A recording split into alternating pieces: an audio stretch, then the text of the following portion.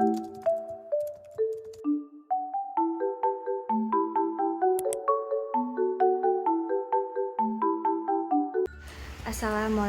warahmatullahi wabarakatuh. Pada video ini, saya dan rekan saya akan membahas pembahasan mengenai perkembangan teori akuntansi mahasiswa semester 5, jurusan akuntansi Fakultas Ekonomi Bisnis, Universitas Sultan Ageng Tirtayasa.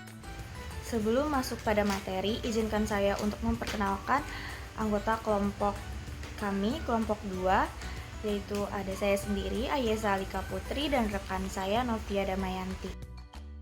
Baik, untuk materi yang pertama yaitu pengertian dari teori. Sini ada pengertian teori menurut Webster, yaitu pengetahuan yang tersusun secara sistematis yang dapat diterapkan dalam berbagai kondisi atau suatu sistem yang terdiri atas sejumlah asumsi, prinsip, dan aturan yang dapat diterima terkait prosedur untuk menganalisis, memprediksi, maupun menjelaskan sifat dasar suatu perilaku dari serangkaian fenomena tertentu. Jadi, Webster itu menganggap atau mendefinisikan teori itu tujuannya adalah untuk menggambarkan, menjelaskan, atau memprediksikan sesuatu. Lalu untuk materi selanjutnya yaitu jenis-jenis teori. Jenis teori itu ada dua, ada teori normatif dan teori positif. Teori normatif itu menjelaskan sesuatu yang seharusnya.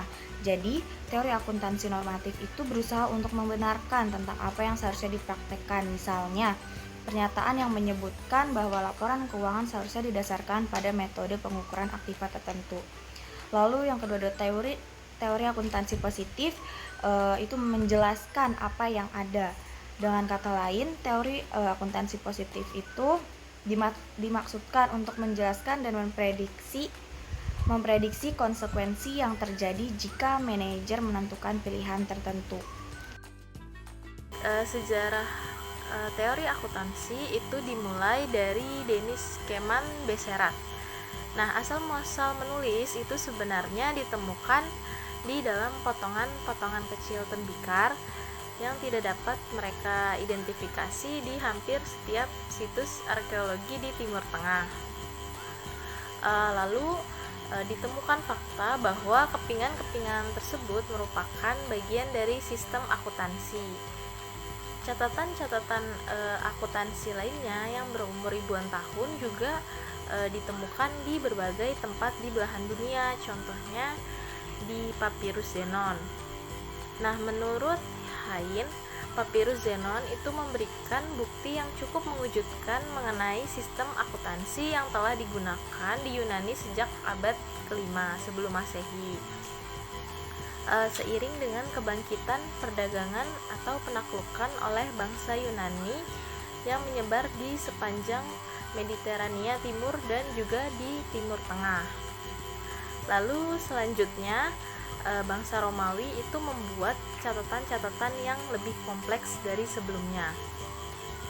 Kemudian di tahun 1494 sistem pembukuan double entry itu pertama kali muncul dan ditulis oleh Luca Pacioli, seorang matematikawan dari Italia. Lalu segmen pertama yang muncul yaitu akun penagihan piutang. Namun pencatatan jenis transaksi lain seperti penjualan barang atau timbulnya biaya membutuhkan waktu yang lebih lama untuk dikembangkan. Lalu kemudian setelah tahun 1494 sistem pencatatan ganda itu menyebar ke seluruh Eropa. Nah, di Eropa lah rangkaian perkembangan akuntansi penting yang lain terjadi. Misalnya perusahaan Hindia Timur Belanda didirikan pada tahun 1602. Nah, ini tuh merupakan perusahaan pertama yang menerbitkan saham dengan tanggung jawab terbatas kepada seluruh pemegang sahamnya. Saham itu dapat dialihkan dan juga diperdagangkan di Bursa Efek Amsterdam yang juga didirikan pada tahun 1602. Lalu pada tahun-tahun berikutnya konsep perusahaan saham gabungan dan dengan keberadaan permanen, tanggung jawab terbatas, dan saham juga dapat diperdagangkan di bursa efek menjadi sebuah bentuk penting di dalam organisasi bisnis. Lebih jelasnya, investor itu membutuhkan informasi keuangan tentang perusahaan yang sahamnya mereka perdagangkan. Nah, dari situlah dimulai transisi panjang di dalam akuntansi keuangan. Dari sistem yang tadinya memungkinkan seorang pedagang itu hanya mengendalikan operasinya sendiri, lalu menjadi sistem yang bisa memberikan informasi kepada para investor yang terlibat di dalam operasi perusahaan sehari-hari. Materi selanjutnya yaitu ada akuntansi di Amerika Serikat sejak tahun 1930. Nah, depresi besar atau Great Depression menyebabkan kepentingan bisnis menjadi semakin mengkhawatirkan terkait intervensi pemerintah yang membuat pelaku usaha itu mencari sejumlah cara untuk melakukan reformasi secara mandiri. Salah satu upaya awal untuk memperbaikinya melalui serangkaian pertemuan di antara perwakilan New York Stock Exchange dan American Institute of Accountants. Nah, tujuan pertemuan tersebut adalah untuk membahas sejumlah permasalahan yang berhubungan dan kepentingan para investor, New York Stock Exchange, dan para akuntan dalam penyusunan laporan keuangan bagi pihak eksternal. Lalu ada lembaga Committee on Accounting Procedure. Committee on Accounting Procedure itu dibentuk pada tahun 1936. Komite ini memiliki kewenangan untuk mengeluarkan pernyataan terkait praktik dan prosedur akuntansi dalam upaya menetapkan prinsip-prinsip akuntansi berterima umum atau Generally Accepted Accounting Practice atau GAAP. Nah, selanjutnya ada Accounting Principles Board. Nah, APB ini dibentuk pada tahun 1959.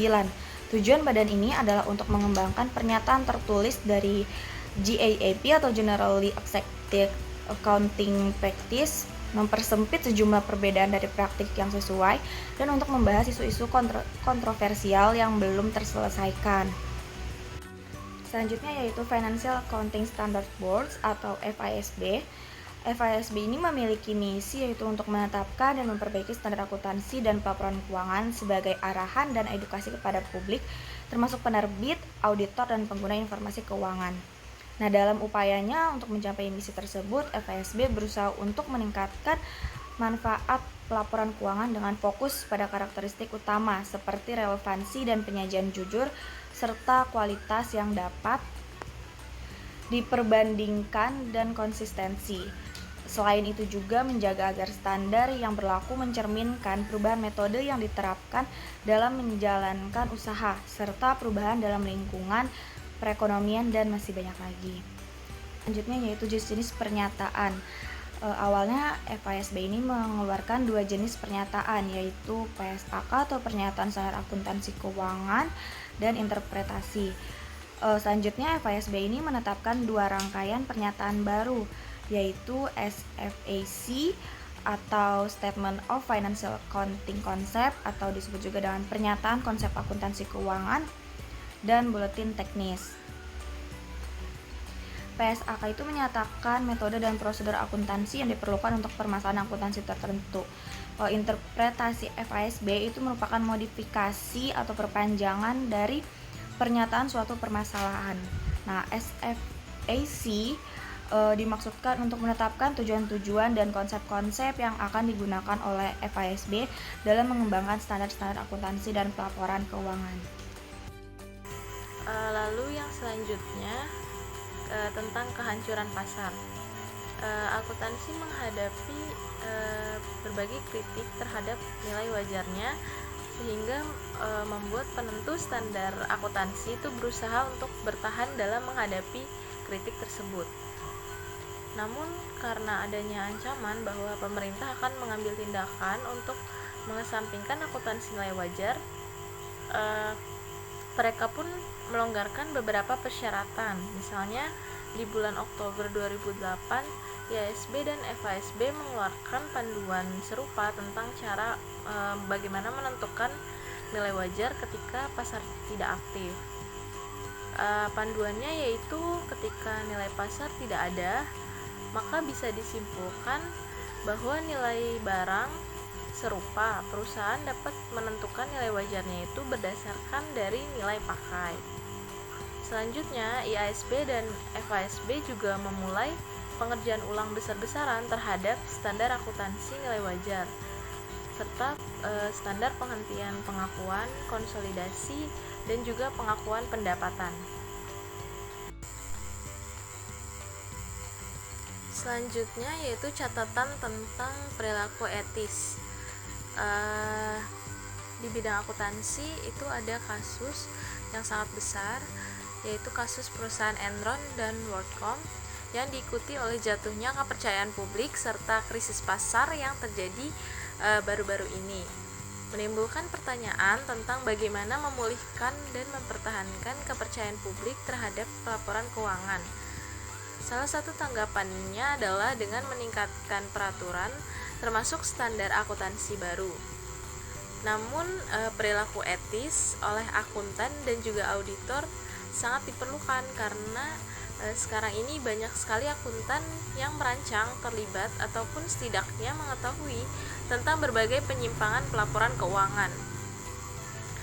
Selain itu juga laporan keuangan perusahaan yang terlibat telah disertifikasi oleh auditornya sesuai dengan GAAP. Tampaknya kepatuhan terhadap GAAP tidak cukup untuk mencegah kegagalan dari pelaporan keuangan. Oleh karena itu, perilaku etis mengharuskan seorang akuntan dan juga auditor melakukan hal yang benar. Dalam konteks ini berarti bahwa akuntan harus berperilaku dengan integritas dan independensi dalam menempatkan kepentingan publik di atas kepentingan pemberi kerja dan klien jika ada hal yang bertentangan. Selanjutnya ada standar akuntansi berbasis aturan versus standar akuntansi berbasis prinsipal.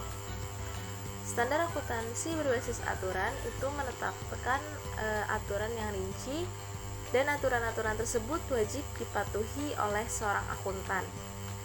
Biasanya sifat dari standar akuntansi berbasis aturan sangat ketat dan jika ada pelanggaran maka akan dihadapkan ke pengadilan. Contohnya yaitu GAAP. Yang kedua ada standar berbasis prinsipal, yaitu standar akuntansi yang menetapkan berdasarkan prinsip-prinsip umum dan mengandalkan pertimbangan profesional auditor untuk memastikan bahwa penerapan standar tersebut tidaklah menyesatkan. Standar akuntansi berbasis prinsip tidak begitu ketat seperti standar berbasis aturan, namun memiliki kelemahan, yaitu memiliki resiko yang besar akan terjadinya pelanggaran karena dari standar berbasis prinsip ini lebih kepada mengandalkan pertimbangan prinsip dan bukan dari aturan yang ketat seperti standar akuntansi berbasis aturan. Contoh dari standar akuntansi berbasis prinsip yaitu IFRS. Baik, yang selanjutnya ada kompleksitas informasi dalam akuntansi dan pelaporan keuangan. Yang kita ketahui bahwa lingkungan akuntansi itu sangatlah kompleks dan juga menantang. Hal ini dikarenakan produk dari akuntansi sendiri merupakan sebuah informasi laporan keuangan yang sangat kuat dan juga penting. Alasan utama dari kompleksitas ini adalah tidak adanya konsep dan standar akuntansi yang sempurna ataupun benar. Akibatnya, beberapa orang mungkin akan tidak sepakat dalam bereaksi terhadap informasi yang sama sekalipun. Contohnya yaitu investor yang berpengalaman mungkin lebih memilih penilaian aset dan juga liabilitas perusahaan tertentu pada nilai pakai dengan alasan bahwa hal ini akan membantu memprediksi kinerja perusahaan di masa depan. Sekian yang dapat kelompok kami sampaikan, kurang dan lebihnya mohon maaf. Wassalamualaikum warahmatullahi wabarakatuh.